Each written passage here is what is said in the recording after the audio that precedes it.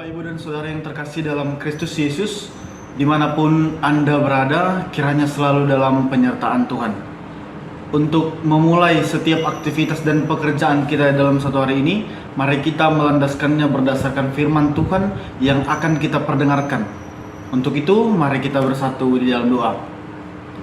Ya Tuhan Allah kami sangat mengucap syukur untuk kasih Tuhan yang menyertai dan melindungi kehidupan kami. Kami boleh bangun dari tempat tidur kami dengan penuh sukacita, dan sekarang kami akan melakukan setiap aktivitas dan pekerjaan tangan kami di dalam satu hari ini. Kiranya Tuhan memberikan kami kekuatan, kiranya Tuhan memberikan kami pertolongan, agar setiap semua pekerjaan kami boleh berjalan dengan lancar sesuai dengan kehendak Tuhan.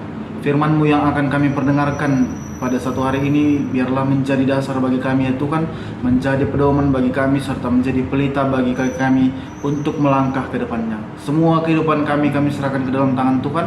Hapuskan segala dosa dan pelanggaran kami. Dalam Kristus kami berdoa dan mengucap syukur. Amin. Bapak, Ibu, dan Saudara yang terkasih, firman Tuhan yang menjadi renungan kita pada hari ini diambil dari surat Paulus yang pertama kepada jemaat di Tesalonika, pasal yang pertama, ayatnya yang kedua.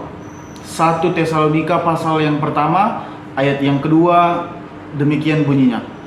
Kami selalu mengucap syukur kepada Allah karena kamu semua, dan menyebut kamu dalam doa kami. Bapak, Ibu, dan Saudara yang terkasih dalam Kristus Yesus, di dalam kehidupan khususnya orang-orang Kristen tentu pernah mendoakan orang yang kita kasihi. Entah itu orang tua kita, sahabat kita, saudara kita, pasangan kita, dan lain sebagainya.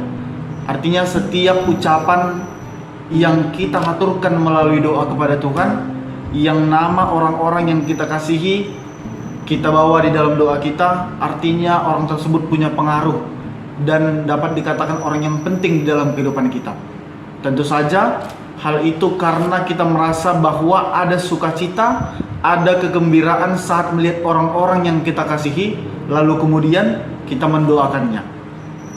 Nats kali ini memberikan pengajaran bahwa Paulus ingin memberitakan bahwa dirinya sangat bersukacita karena jemaat di Tesalonika.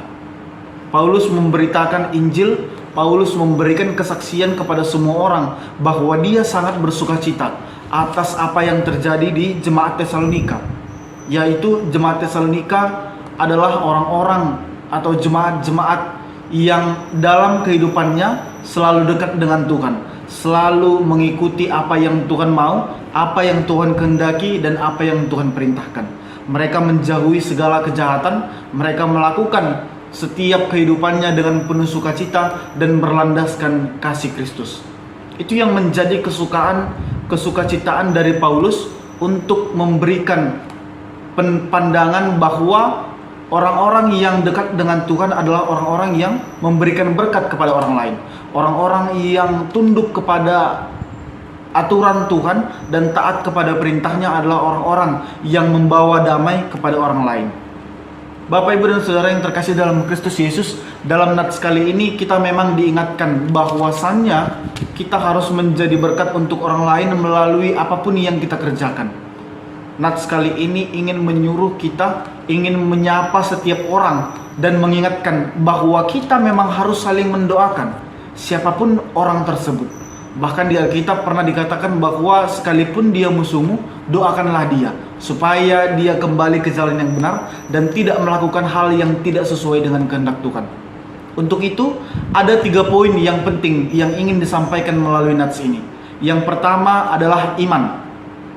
Iman seperti yang kita ketahui adalah kepercayaan kita terhadap apapun yang menjadi kita yakini sebagai pencetus kehidupan kita. Iman menjadi bukti bahwa kita memiliki kasih Kristus melalui hal-hal yang memberikan kebaikan terhadap orang lain.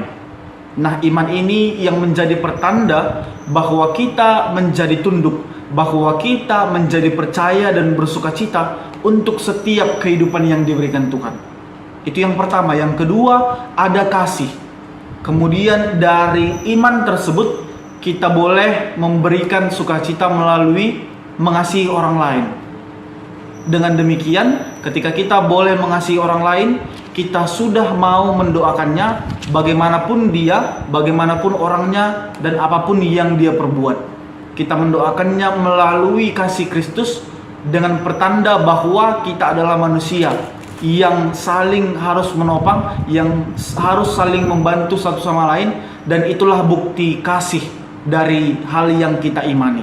Kemudian yang terakhir ada pengharapan. Dengan demikian, setiap iman yang kita pupuk melalui kasih Kristus, lalu kita realisasikan dengan mengasihi orang lain, kemudian kita bersama-sama berpengharapan bahwa kasih Kristus harus menjadi landasan kita untuk mengasihi orang lain.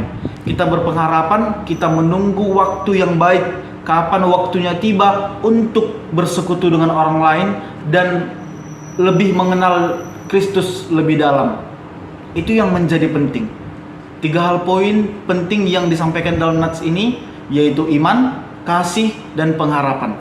Kita sebagai orang Kristen harus memiliki iman untuk memberikan kehidupan kita sepenuhnya kepada Kristus, kemudian mengasihi orang-orang yang kita dekat, orang-orang yang kita kenal, lalu berpengharapan bersama-sama, menunggu waktunya tiba, waktu yang sudah indah yang telah diberikan Tuhan Yesus kepada kita di hari kemudian. Untuk itu, dalam nats kali ini ingin membawa kita kepada hal-hal kesukacitaan, supaya kita juga turut mendoakan orang-orang yang kita kasihi. Amin. Kita bersatu di dalam doa. Terima kasih ya Tuhan untuk firman-Mu yang telah kami perdengarkan. Kiranya Tuhan menguatkan kami melakukan kasih kepada setiap orang yang kami jumpai, melakukan kasih, memberikan kasih sukacita kepada orang-orang di sekeliling kami. Biarkanlah Tuhan kami menjadi berkat untuk orang-orang di sekitar kami, supaya kami beroleh kasih karunia-Mu dan kami tetap berpengharapan penuh terhadap setiap berkat yang akan Kau berikan kepada kami. Lindungi kami di dalam satu hari ini, kami akan melakukan setiap pekerjaan kami, kiranya Tuhan yang mengurapi kami. Terima kasih Tuhan, hapuskan kami dari setiap kesalahan dan dosa yang telah kami perbuat, supaya kami layak menjadi jembatan berkat untuk orang-orang lain. Di dalam Kristus kami berdoa dan mengucap syukur. Amin. Selamat melanjutkan pekerjaan dan aktivitas saudara dimanapun saudara berada. Tuhan Yesus memberkati. Shalom.